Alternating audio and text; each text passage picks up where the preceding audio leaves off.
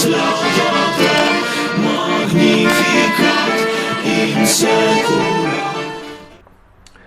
what about the methodology in this very excavation? Number one, he says, and I'm quoting, accurately copy all inscriptions, even fragments. Accurately copy all inscriptions, even fragments. Number two, be observant. And number three, keep an open mind. And allow me to pass on this very significant tip. When we talk about deep topics, serious topics, such as the mystery of the Sphinx, so we actually must keep an open mind. Forget all about the teachings that you learned in school. Forget even about whatever that has been said about the great Sphinx of Giza. Time to wake up.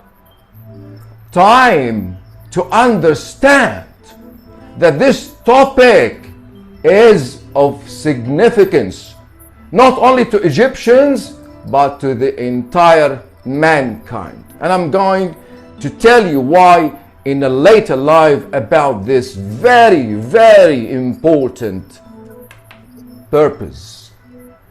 So, keeping an open mind when we talk about the Great Sphinx of Giza is your methodology with me.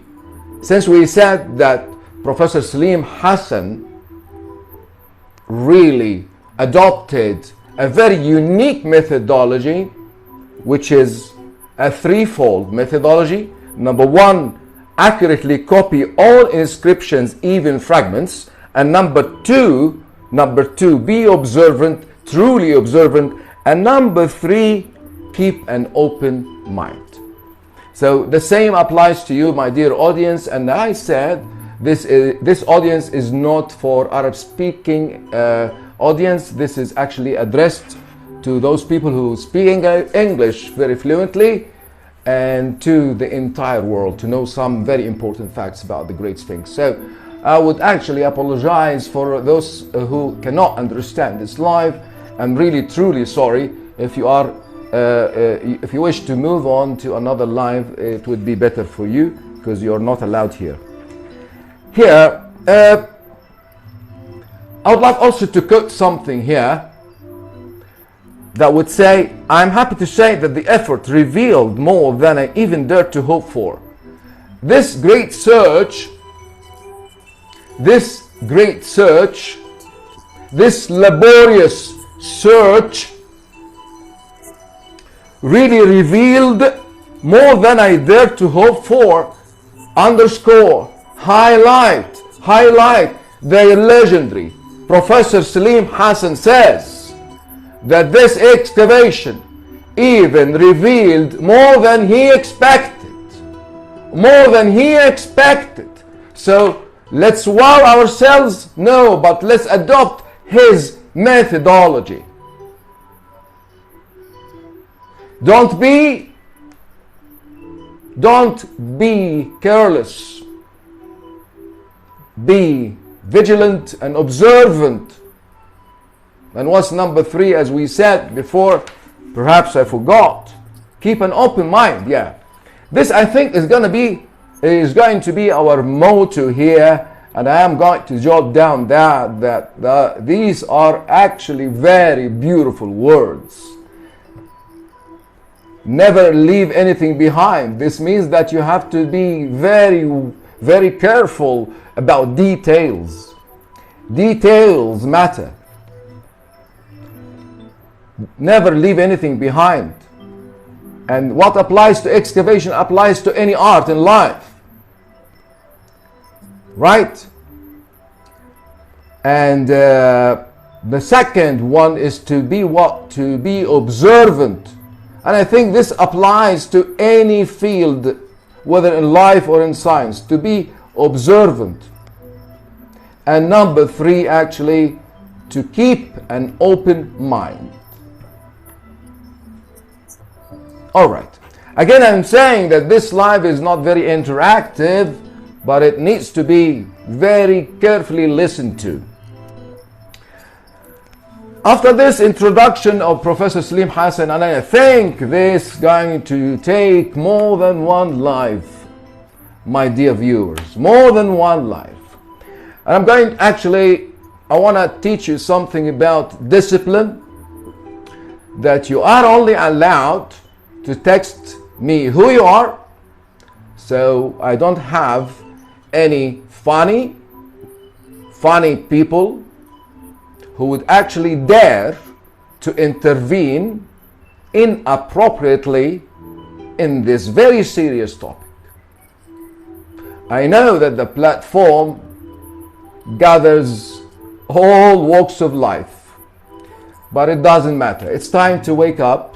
It's time to keep an open mind. All right. I'm going through the contents of these valuable books by Professor Salim Hassan here.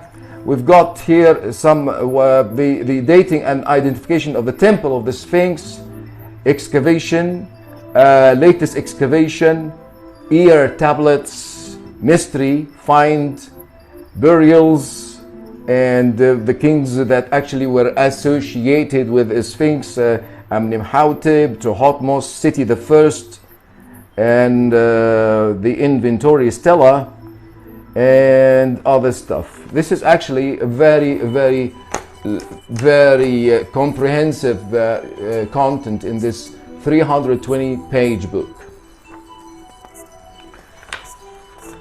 But now let's move on to more serious stuff about the Great Sphinx of Giza, and I will actually ask again, dear viewers, to press on the screen, and we'll give you a pause here so that you can actually collect all the household rules all together. There are rules. This is not a funny topic, this is not a romance, and this is not dating topic. In the introduction, I'm going to shed light on the location for those who don't know where the Sphinx is, where the Great Sphinx of Giza is. So I'm quoting at a distance of about 10 kilometers from modern Cairo. When I highlight modern Cairo, Cairo is not desert. Cairo is a very advanced city. All right, we have everything in the world. We have everything in the world. Egypt is extremely abundant, extremely rich in terms of money, in terms of monuments, in terms of everything. And I repeat again, it is not a coincidence that everyone cannot deny the very fact that Egypt is the mother of the world, who has got the oldest civilization ever. And when we talk about civilization, we mean here the mind. Those who exported fabulous thoughts to humanity. Egypt, again, is a civilization that has been there before China, before Mesopotamia, before India, before Europe, and before the United States of America. The US presidents always come and visit the Giza Plateau. They enter the Great Pyramid of Giza and they are wowed.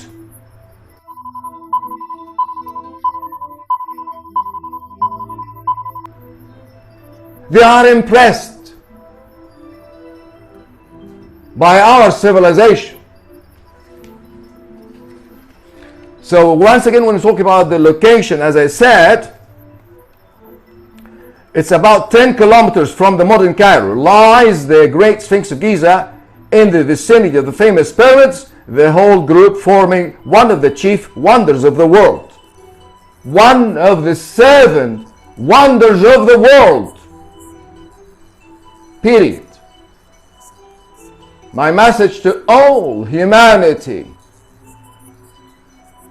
we are the oldest civilization. And this is a fact you will never deny. And we are the richest civilization. And this is another fact you will not deny. And even if some silly, ignorant people deny this very fact, so I would say you are not only ignorant, but you are less than humans. You are subhumans because you do not understand what lies before your very eyes. A great nation with a very significant heritage. Thank you for all the people who joined us today. And this, I'm sorry, this is on a platform that has some rules, so you need actually to press on the screen, show me your engagement, show me your likes, follow me on the Curious Tube as usual. All right. So what about also the Giza Plateau thingy? Because we said that some foreigners might think that Egypt is desert and camel and blah blah blah. No, I'm sorry, my friend. Egypt is not desert and camel. Egypt has everything that you could think of. Egypt has got modern civilization as well. And those times witness a rebirth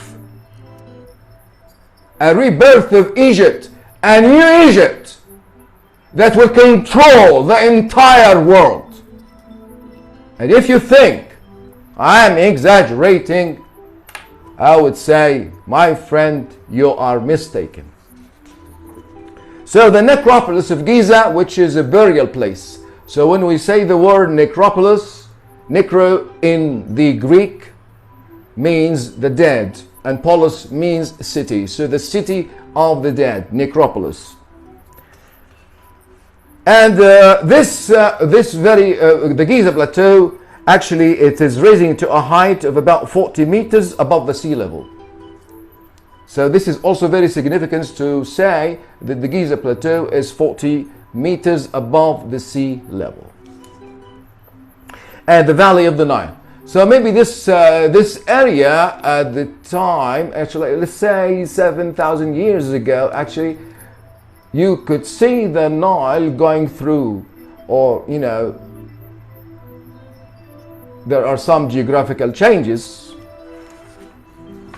And let's also jump back to the location of the Sphinx. The Sphinx itself lies at the northeastern edge of the necropolis. Northeastern edge of the necropolis, the city of the dead. Necro means dead, polis means city.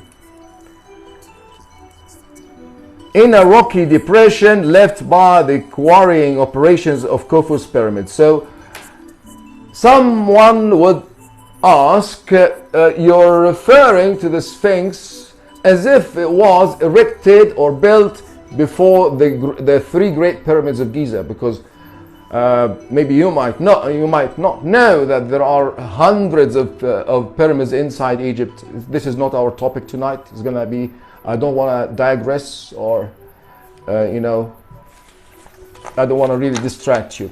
So let's focus again on the Sphinx. It is on the northeastern edge of the necropolis of the Giza Plateau. And the actual place of the Sphinx and its temple was known anciently as Sitipet. That's the ancient Egyptian Coptic language. Sitipet. That is the name of the site where the Sphinx and the temple is. In the modern villages of Nazat al-Siman. So if you, of course, because you know that the book was published 1949, and of course there was no Google Maps, but now you can easily go anywhere. So let's go back. Let's also jump ahead. And I'm going also to quote something really important about the excavation of the Sphinx in ancient times. So Selim Hassan started excavating the site in 1936, but there are traces of older excavations. So what I would say here, that the excavation of the Sphinx dates from the reign of King Thutmose. But here also Selim Hassan says the Pharaoh Thutmose, and in my conviction there is only one Pharaoh, because this is a proper noun, and when it comes to talking about the ancient Egyptians, we must say kings, not pharaohs. This is another misconception or misinformation, and I really repeat again that we need actually to abandon, to forget all about other teachings that we have been learning in schools or universities or whatever, you name it. So the first king, ancient Egyptian king, was Thutmose IV. Thutmose IV.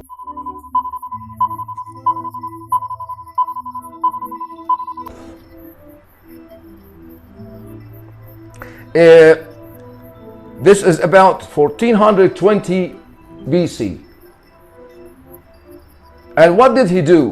What did Thutmose the fourth do? He actually placed a stela. A stela means a piece of stone, and he kept it against the breast of the image, against the breast of the Sphinx, or between the paws of the Sphinx. And one important thing about Thutmose IV is why did he actually do that? And it was found that Thutmose IV had a dream. And the Sphinx was talking to him. The Sphinx said to Thutmose III, "My son, the king of Egypt, I want you to clear away the sand."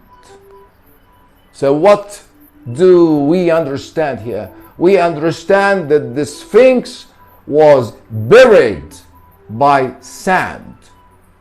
And this was something very odd. It was around 1420 BC. So in the dream, the Sphinx came to Thutmose IV saying, "My son, I want you to clear away the sand." And what did Thutmose IV do? Actually, he made a stela, and of course wrote beautiful words to the Sphinx, and the wish of the Sphinx was to clear away the sand. So he cleared away the sand from the Sphinx and actually built a system of mud brick walls surrounding it. So there were no walls before surrounding the great Sphinx of Giza. So why did he also do that? To protect the Sphinx from the sand, or being buried by the sand. And I quote Selim Hassan again and say, "We unearthed a considerable portion of these walls during our excavations, and the fact that some of the bricks in them were stamped with the name of Thutmose IV. So there is a true evidence that it's really Thutmose IV who actually engulfed the Sphinx with those bricks and stamped his name. So someone crazy would come and say, so do you think Thutmose IV built the Sphinx? No, of course not. He didn't. The Sphinx was erected around, and I'm going to say this secret, cautiously, because I cannot actually establish this piece of information. Robert Bauval and Graham Hancock claim that the Sphinx was built 10,000 and something years ago, which means if we say that the age of dynasties existed 7,000 years ago, this means that the Sphinx is older, way older. But this is not our topic tonight, again, about the age of this great statue or this great beast or this great chimera, as the Greek say. I would love also to bring to your attention also another king, very famous king, very famous ancient Egyptian king, not a pharaoh. Bear with me. We don't want to spread nonsense. I don't want to misinform you like others. So, Egyptians do not descend from pharaohs. They descend from ancient Egyptians. So I would say a very famous Egyptian king, his name is Ramses II. Ramses II, of course you know him. There is a square in his name. So there was a letter addressed to the Sphinx, or referring to the Sphinx, by King Ramses II. And I quote again. This letter says, I have heard that thou hast taken 8 laborers who were working on the house of Thoth of Ramses Meri Ammon, life, health, prosperity, satisfied with truth in Memphis. Thou shalt deliver them to draw stone for the Sphinx in Memphis. So this is again the old name of this necropolis, which I'm going to repeat all over again. This comes from the Greek prefix necro, and the suffix polis means the city of the dead. So again, King Ramses II mentioned the Sphinx in a letter, also ordering laborers to take care of this great, amazing statue. So there must be a very, very intense and deep significance about it. No doubt. If king like Ramses II and Thutmose IV really revere, respect this statue, there must be something. Somebody would say, are you referring to the Sphinx as an ancient god? Maybe, who knows? But let's keep swimming together in the very deep oceans so that we would understand a bit about the great Sphinx of Giza.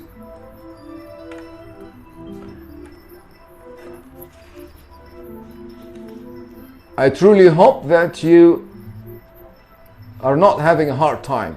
I warned some friends that this topic is going to be very tense, extremely deep. It is not a joke. It is not a joke. So back to the letter of the great King Ramses II. What happens? The curious thing, Professor Salim Hassan said, the curious, he's talking about me, referring to me. The curious thing about this letter is that it records that Ramses II had ordered a tone, I don't know, and ordered laborers to be quarried for the purpose also of supporting the great Sphinx of Giza.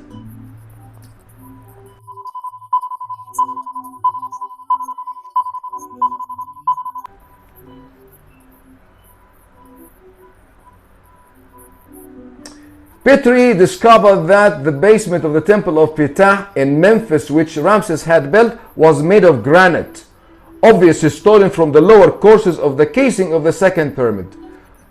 Unbelievable!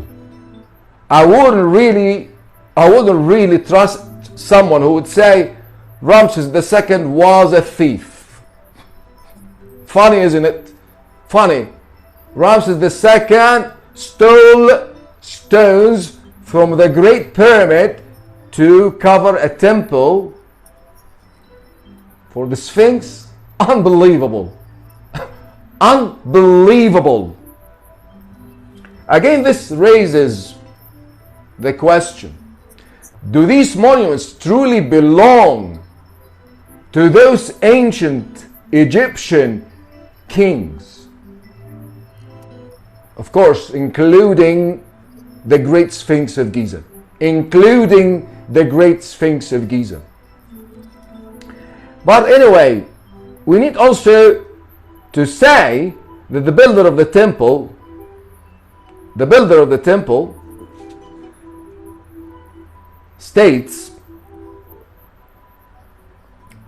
said, Ramses shines in the great house of the prince.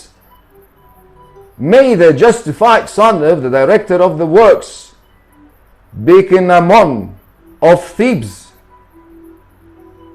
and the director of the works of the house of Ra, Heliopolis. I would, come up with an idea now that, number one, or an established fact to me, like most if not all ancient Egyptian kings tried their best to associate themselves to the Great Sphinx of Giza. And this is something unrefutable, undeniable. Most ancient Egyptian kings tried their best to associate themselves to the Great Sphinx. We don't know the reason yet. And even Professor Salim Hassan did not mention, maybe of course he mentioned the discoveries of those relics, of those excavations, of course, and he was really meticulous, was really observant, was really going by the very accurate methodology, a very rigorous methodology. And also, in addition to that, Ramses II ordered his laborers to add 2 stelae to the Sphinx, which came to light in our excavations I'm quoting.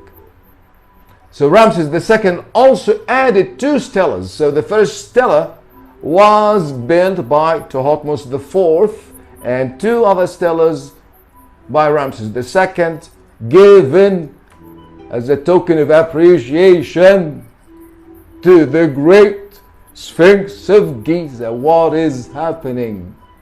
What is happening? Let me again bring a second secret, which has to do with a fact mentioned by Professor Salim Hassan here, and I quote, "The stone which Ramses had ordered to be quarried for the Sphinx was perhaps used for the first casing of the paws of the Sphinx." So King Ramses II, of course, wanted to show loyalty to the great Sphinx of Giza and wanted to cover the paws. And I'm asking myself, why? Why? And Dr. Salim Hassan, the famous Egyptologist, has the answer. He says, and I quote, "which had suffered from erosion." Oh my God, erosion. Erosion. And erosion, as you all know, or some know, that erosion means either wind or water. Wind or water. Say it again. Water covered the Sphinx. Unbelievable. Unbelievable. Unbelievable. So what I'm trying to say here, that there is a likelihood. There is a likelihood, and it's also written in this very book, The Message of the Sphinx, The Quest for the Hidden Legacy of Mankind. What title is that? And I'm trying to also to refer to the words of Robert Bauval and Graham Hancock, saying that they're scientists, that, you know, they are 21st century scientists. They discovered that the Sphinx suffered from erosion. And maybe, of course, they definitely read the famous book written by Professor Salim Hassan that was published in 1949. Erosion? Yes, I'm going to repeat this word, I don't know, for eternity. Erosion? Yes, I'm going to repeat that the Sphinx suffered from erosion. And what does that mean? It means it was built. And I would say it's a probability. This is not an established fact.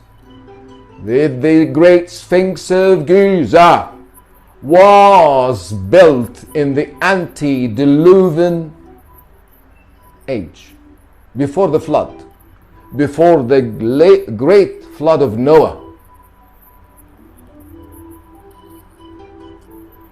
Amazing. Unbelievable.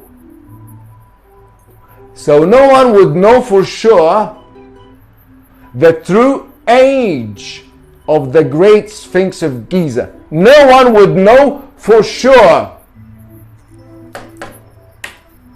You need a time machine. We need a time machine to go back in time and see what happened. To go back in time, maybe 20,000 years in the past. Maybe 50,000 years ago, the story began. Who knows? Who knows? But someone claims, and again, I'm trying to refer to the richest person in the world. I love him very much. I love you, Elon Musk. I love you. But kindly keep away from our heritage. It's not yours. You cannot buy it. All the money of the world cannot buy our heritage. End of subject. Period. What's this nonsense?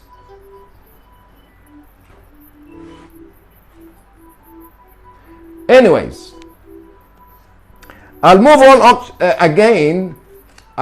again to some other later excavations after to Thutmose IV and Ramses II. I would say some people know Herodotus, the Greek historian, and he mentioned his name with pride. But this Greek historian failed to mention any reference, any mention of the great Sphinx of Giza. And I'm asking, were you blind, Herodotus? I guess you were not blind. Were you blind?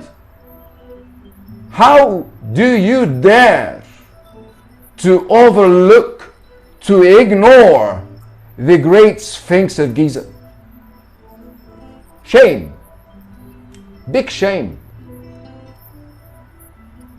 Herodotus, and I quote, who visited Egypt during the Persian dominion, completely ignores the Sphinx.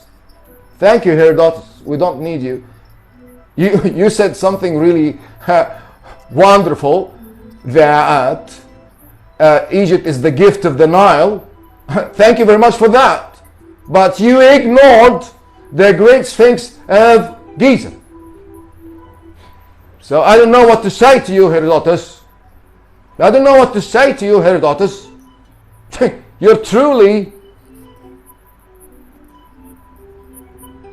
accountable for messing up with our history, tampering with our great history of Egypt. Do you dare?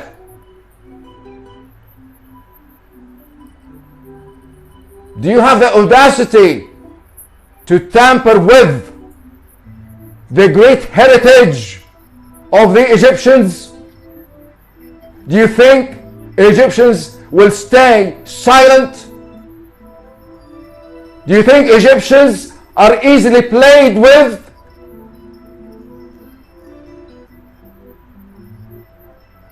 Do you think Egyptians are subhuman like you? Are retarded like you? Nobody dares. Nobody dares until the end of the world to tamper with our civilization.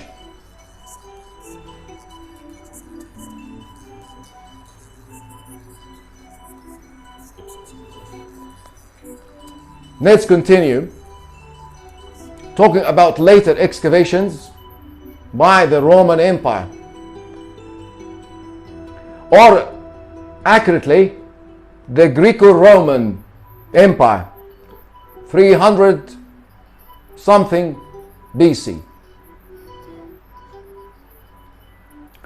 In fact, and I quote, much work was carried out around the Sphinx, as monuments found in this vicinity prove. So they were good people. The Greco-Roman people actually came and they conducted some excavations, and they were good people, as Professor Salim Hassan claims. And he mentions, and I quote, under Marcus Aurelius and Septimus Severus, the pavement of the Sphinx court was restored. So there were some good restorations made by the Greco-Roman rulers. Very good, amazing. And I think that was a very heavy dose tonight. If you don't have any questions, because I've been talking actually for almost 1 hour. If you've got any questions about the portions that we talked about, this very topic that we're talking about tonight, which is the great mystery of the Giza statue, the Giza beast, the Giza god, that is older than the pyramids. If you've got any questions, I'm willing to respond to them. If you don't, I will wish you a very good night and end this interesting live with you. I'm going to wait for 1 minute, hoping that some having questions, serious questions. All right. So I think it was lovely to meet you over this platform, which I don't love very much, I would say. But looking forward to seeing you again in another live TikTok, shedding more light on the mystery of the great Sphinx of Giza.